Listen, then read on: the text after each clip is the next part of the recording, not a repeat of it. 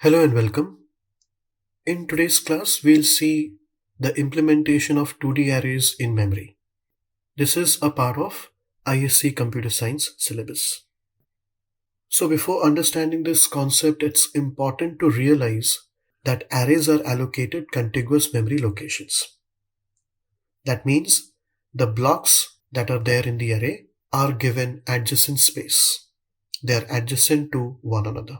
And this requires two-dimensional arrays also to be stored in linear form. So we might visualize 2D arrays as a matrix, but actually in the computer's memory, even 2D arrays are stored as a one-dimensional array.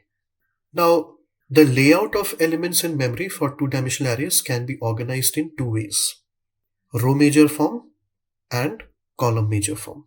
So what this means is that we can store a two-dimensional array as a one-dimensional array in the memory, either in row major form or in column major form. In row major form, elements are stored row by row in memory. Take a look at this example.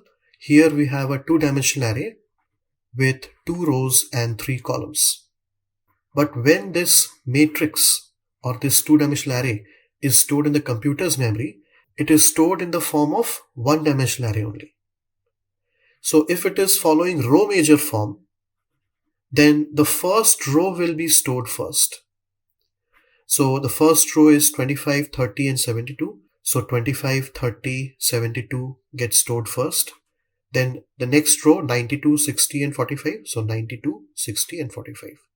So this will be the order if row major form is implemented. In case of column major form, elements are stored column by column in memory.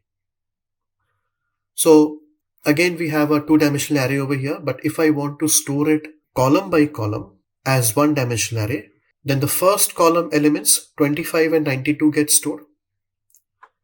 Then the next column 30 and 60, and the last column 72 and 45. Now it's also important to understand the concept of base address. The base address is the memory address of the first block of an array. So example, suppose this is an array and the base address means the address of the first block. So as you can see, I have written the address of the first block as 1020. It can vary from computer to computer. And why base address is important? Because with the help of base address, we can find the address of any other location with the help of a formula that we are about to discuss. So when you are accessing any location, any random location in the array, the computer can find the address of that location by just knowing the base address. That's why base addresses are important. And this is the formula for row major form. To find the address of ijth location, base address, B stands for base address, plus the width. Width means the space occupied by each block in the array. So if you look at the previous example given over here, I am storing integers. So each block will be allocated 4 bytes of space, because in Java, the integer data type occupies 4 bytes. So that's the width. So width, then in bracket we have C. C means the number of columns in that array or in that matrix. I minus LR. So I means the ith location, the ith index, and LR means the lowest possible row index. Bracket close, plus now J means the jth location. So J is giving you the location of the column. I is giving you the location of the row. So jth index minus LC.